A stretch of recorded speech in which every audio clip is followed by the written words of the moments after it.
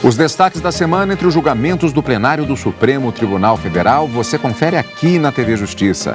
É o Plenárias, que está começando agora.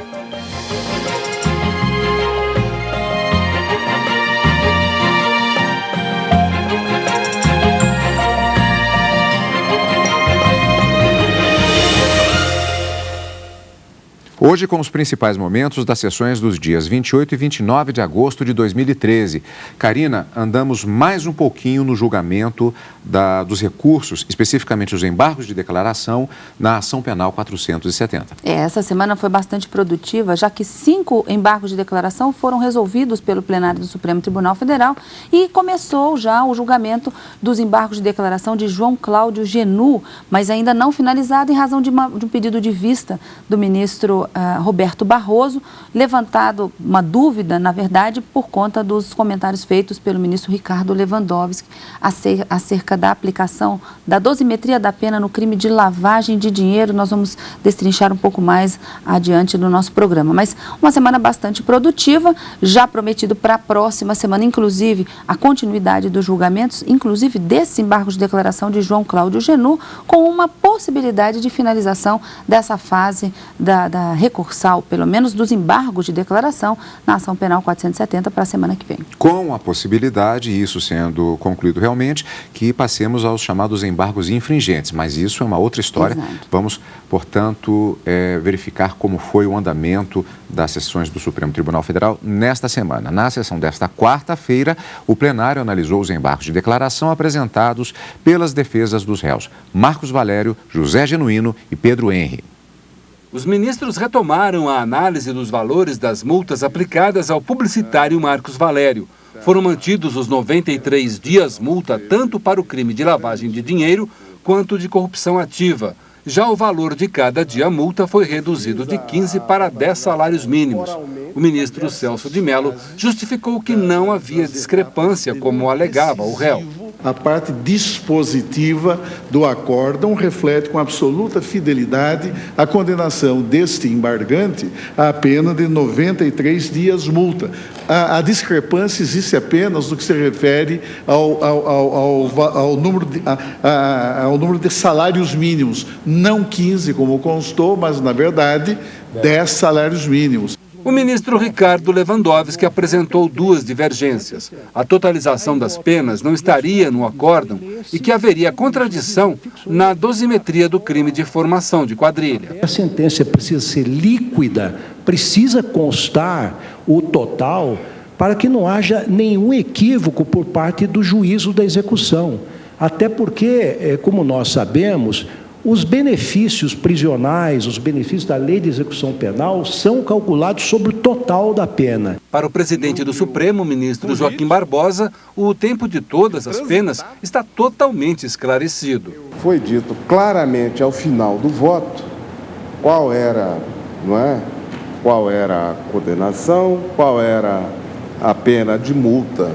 E, a não ser em 1 ou 2 casos, houve essa totalização, mesmo porque ela não é necessária. Se estiver indicado claramente, para cada item, como foi feito, não vejo necessidade dessa totalização. Quanto à dosimetria, o ministro Celso de Mello deixou claro que cada circunstância judicial foi amplamente discutida. Se é certo que nenhum condenado tem direito público subjetivo à estipulação da pena base em seu grau mínimo, também não é menos exato, segundo o magistério jurisprudencial deste Supremo Tribunal, que não se mostra lícito a qualquer magistrado sentenciante, nem mesmo a esta Corte, proceder a uma especial exacerbação da pena base, exceto se o fizer, tal como fez o plenário do Supremo Tribunal Federal, no caso em julgamento, em ato decisório adequadamente motivado. O voto do ministro Ricardo Lewandowski foi vencido.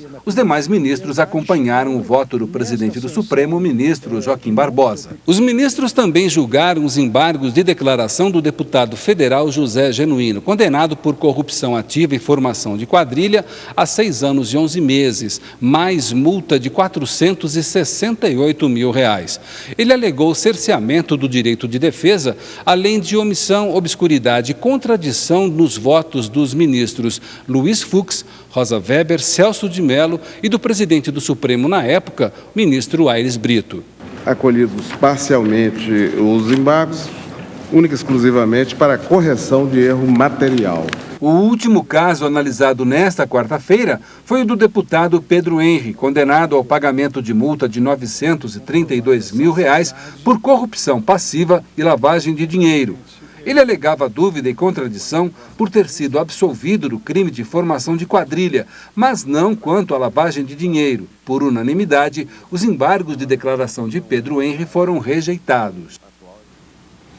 Bem, Karina, então vamos checar novamente, vamos fatiar, como eu digo sempre, os temas do julgamento da sessão plenária da quarta-feira. Então, pela ordem, primeiramente, julgados os embargos de declaração, primeiramente de Marcos Valério. Na verdade, o fechamento do tema, na medida em que também houve uma dúvida na semana anterior, exatamente em relação a alguns dos argumentos apresentados por Marcos Valério. Então, foi retomado o julgamento na sessão plenária da quarta-feira. Como é que podemos falar de maneira geral, enfocando estes embargos de declaração especificamente? Esses embargos de declaração, ele foi julgado parcialmente procedente e com efeito modificativo.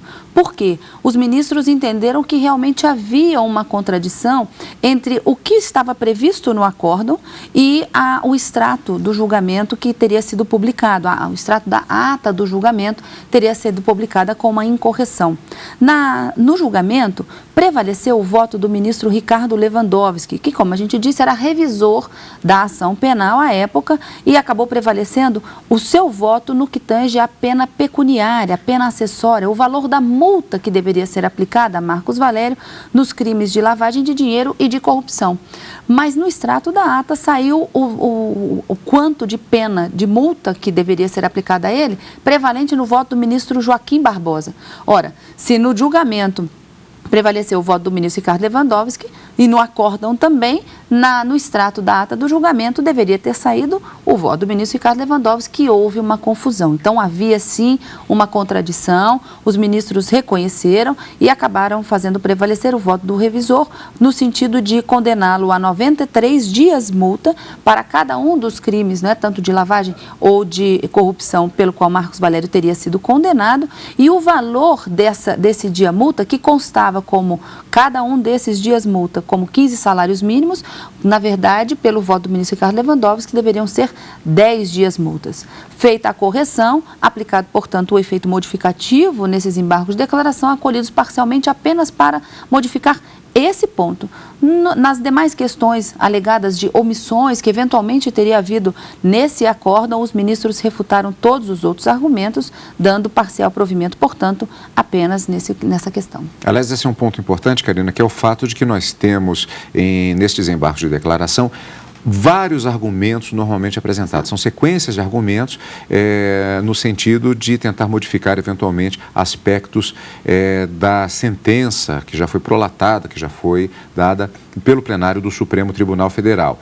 Da mesma forma, também foram apresentados diversos argumentos em relação a outro dos condenados, que é o deputado José Genuíno. Karina, como é que podemos também fazer um panorama geral em relação aos argumentos apresentados e a decisão do plenário, especificamente em relação ao atualmente com mandato parlamentar, o deputado José Genuíno? Aqui, né, também os embargos de declaração foram acolhidos parcialmente, mas apenas para corrigir, e quem nos acompanha durante o direto do plenário e a sessão plenária, inclusive, verifica que o ministro, ao falar sobre o resultado do julgamento, ele diz: acolhidos apenas para corrigir um erro material. O que é esse erro material? É alguma informação equivocada que vai ser corrigida, mas que não vai interferir em nada no resultado final daquele julgamento. Então, a pena continua a mesma. Nesse caso de José Genuíno, os ministros acolheram parcialmente também para corrigir um erro material. Qual? O nome do advogado, do patrono de José Genuíno, que constou no julgamento, na ata do julgamento que foi publicada, não teria sido o mesmo que o teria defendido e apenas essa correção foi feita e por isso acolhidos parcialmente os embargos. Mas José Genuíno alegava cerceamento de defesa, de que, que ele não teria tido a chance de se defender da forma como ele gostaria que, na verdade, os ministros não levarem em consideração os seus argumentos de defesa e que, portanto, teria havido esse cerceamento. Alegava também, como todos os demais, omissões, contradições no acórdão, mas todos foram refutados pela Suprema Corte e apenas nesse ponto, com relação à identificação correta do seu patrono, do seu advogado, é que os embargos foram providos para, nesse ponto, serem acolhidos.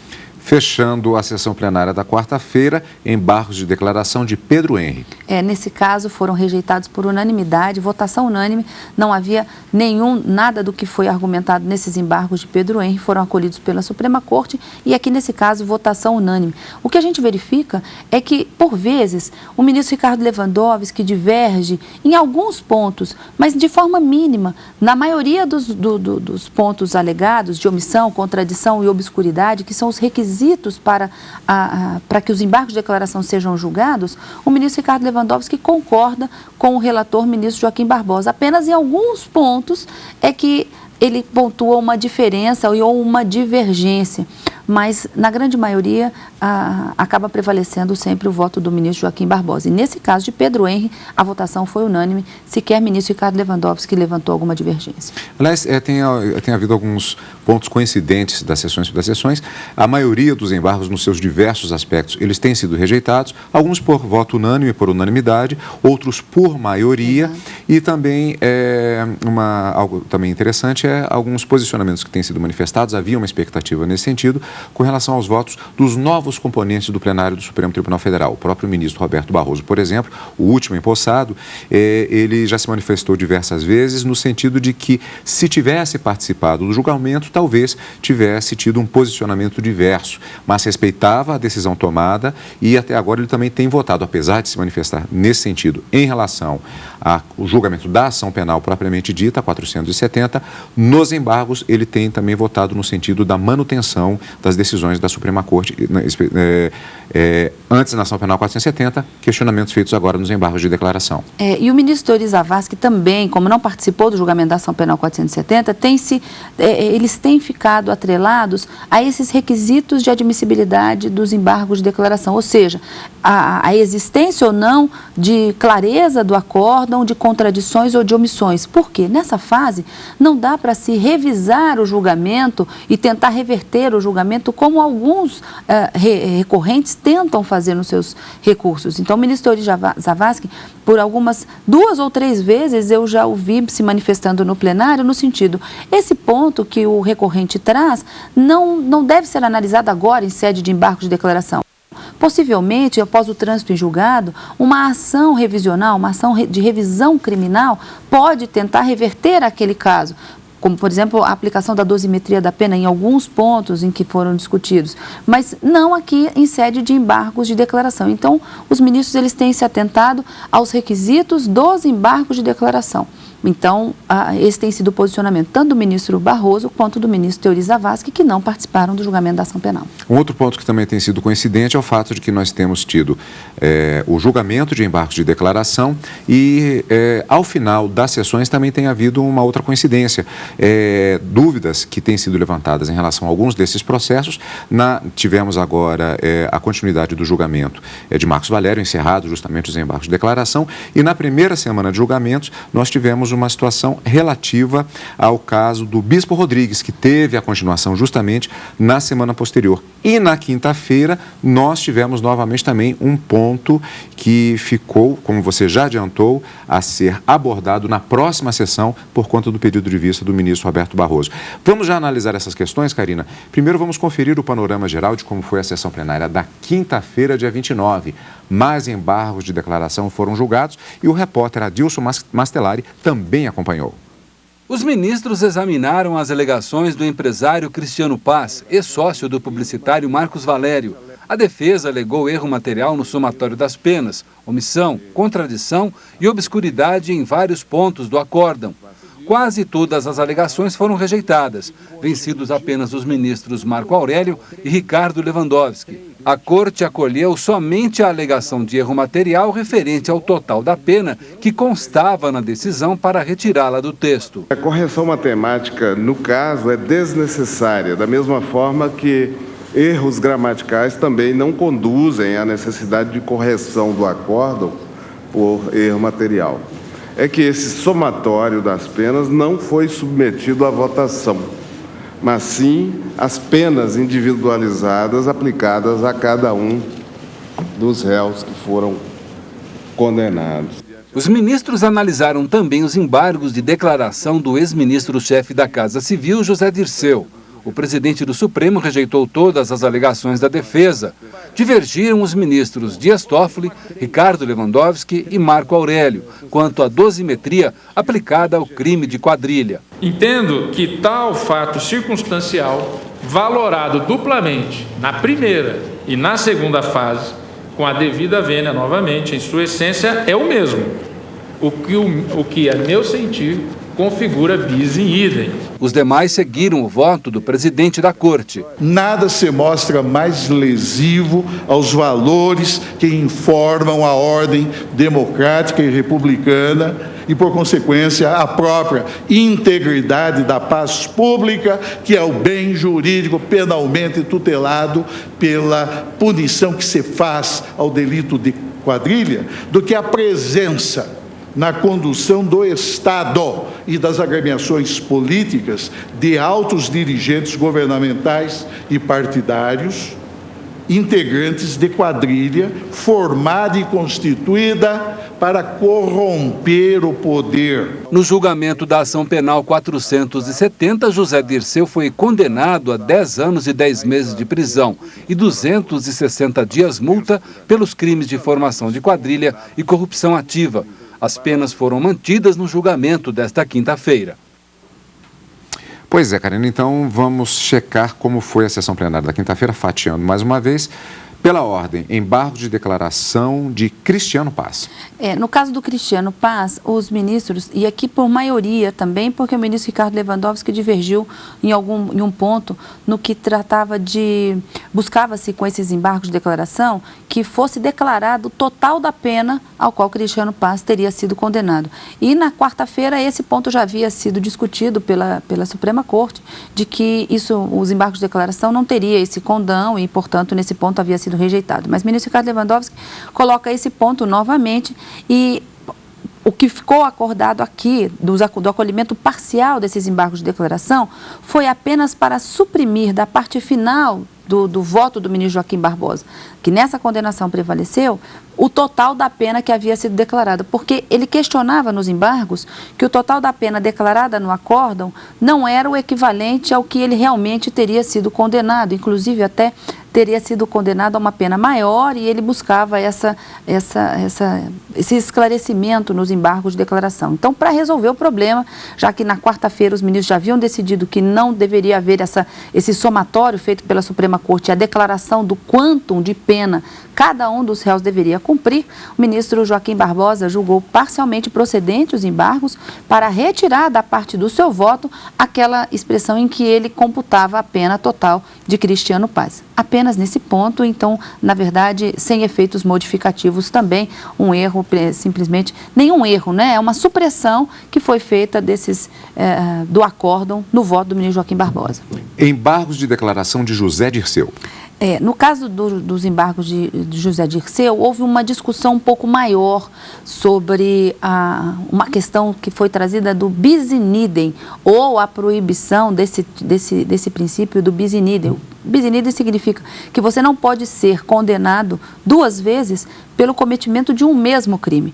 E avançando um pouco mais, a doutrina vai além, diz que no momento de se calcular a pena de um acusado, não se deve levar em consideração, já que a pena ela é calculada em 3 fases, um mesmo fato, uma mesma circunstância não pode servir ao mesmo tempo para a fixação da pena base e como agravante, por exemplo. Você utilizaria uma única circunstância 2 vezes no momento do cômputo da pena.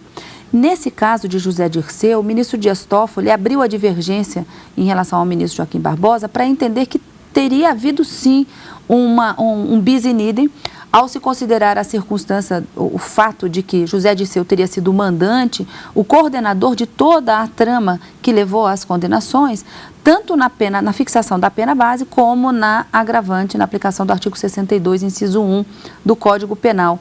E que isso não seria possível, que, portanto, a pena deveria, essa dosimetria da pena deveria ser recalculada, refeita.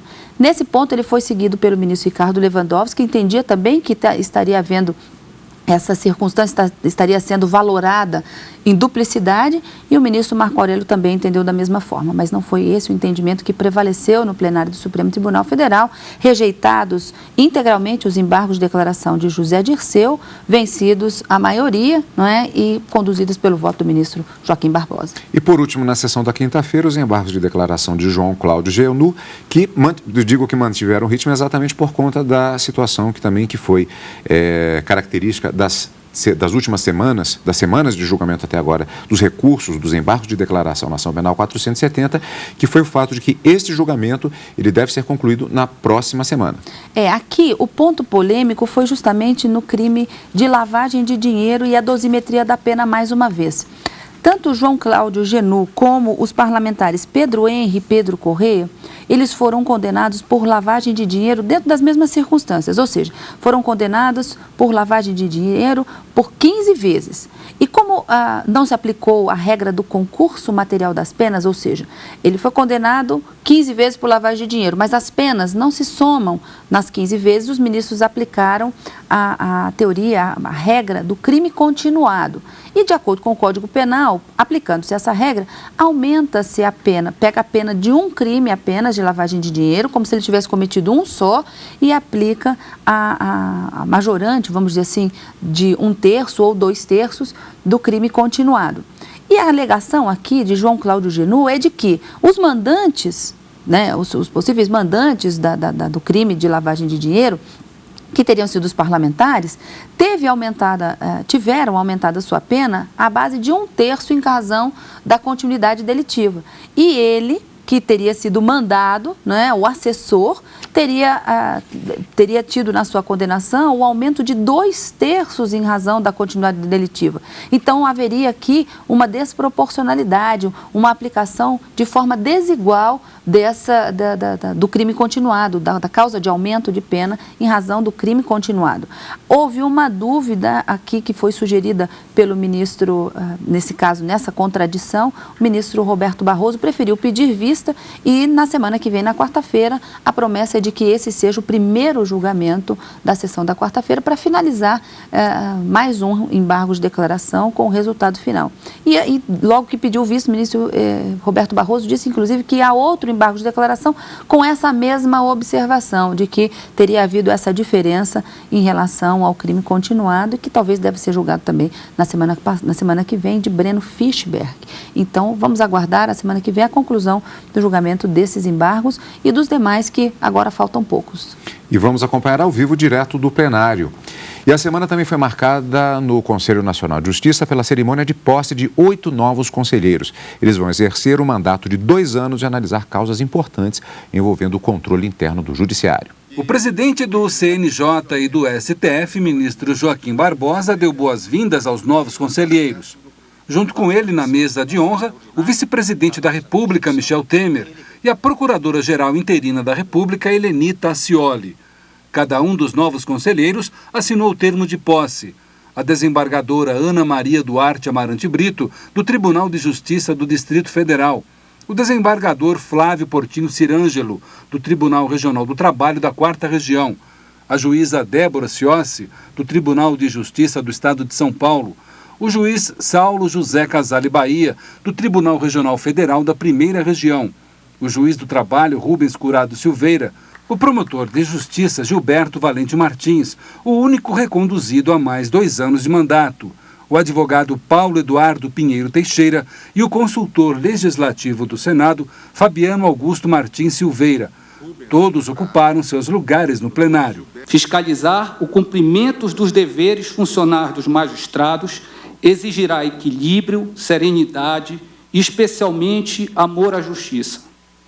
Tolerância, transigência, corporativismo não devem balizar as nossas decisões disciplinares. O presidente do CNJ, ministro Joaquim Barbosa, explicou por que é importante a renovação do Conselho. Permite a emergência de um colegiado diversificado, com representatividade e que dignifica o controle da administração da Justiça, garantindo-se o desempenho da missão constitucional deste órgão constitucional de ordenar o planejamento do Poder Judiciário, com vistas à melhoria da sua gestão e ao aprimoramento da entrega da prestação jurisdicional de maneira cada vez mais eficaz. Ainda durante o discurso, o presidente do STF do CNJ, ministro Joaquim Barbosa, destacou a participação das mulheres na composição do Conselho. Esta é a primeira formação que passa a ter 4 representantes. Uma iniciativa do ministro Joaquim pela igualdade, para mim é uma honra poder representar